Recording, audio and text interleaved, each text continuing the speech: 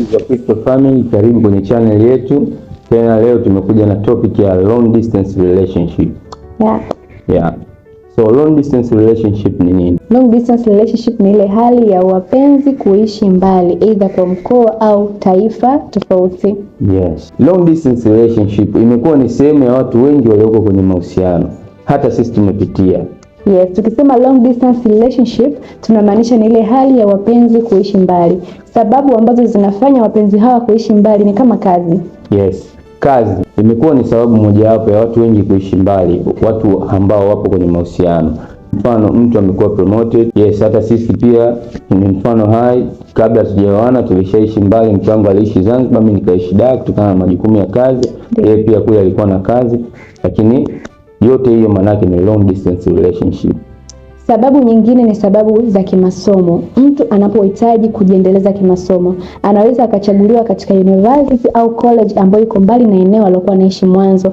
Mfano, alikuwa anaishi Dar es Salaam akachagua Dodoma, au Dar es Salaam akachaguliwa kwenda United States. Kwa sababu hii ya kimasomo inaweza ikasababisha couple ku experience long distance relationship. Yes. Tatu ni majukumu ya kifamilia. Hapa tunazungumzia family responsibilities. Hapa tunazungumzia yale mambo ambayo unakuta mtu bado anatumika katika familia yake. Tukizungumzia long distance relationship, hatuzungumzi kwenye lengo ya ndoa tu. Tunazungumza hata kwa wale watu ambao bado hawajaingia kwenye ndoa.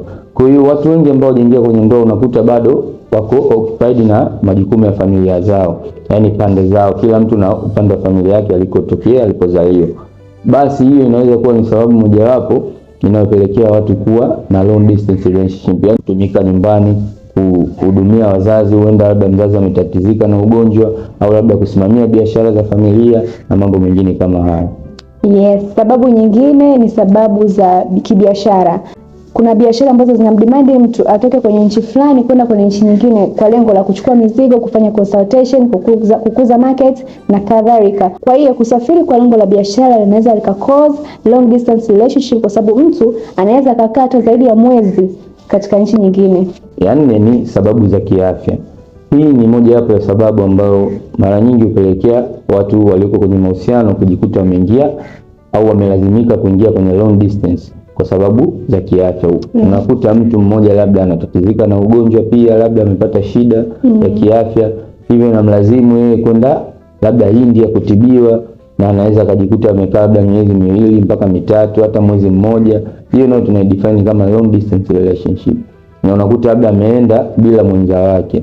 Hiyo ndio tunaiweka katika kategoria ya long distance relationship. Yes, kwa kiufupi sababu zipo nyingi sana zinazosababisha long distance relationship.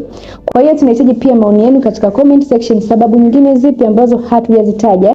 Je, couple ambazo zipo kwenye situation ya long distance relationship wanatakiwa kufanya nini ili kuweza kudumisha ule ukaribu wao na upendo wao? Acheni maoni yenu kwenye comment section, tutafurahi sana kusikia mawazo yenu. See you in our next video.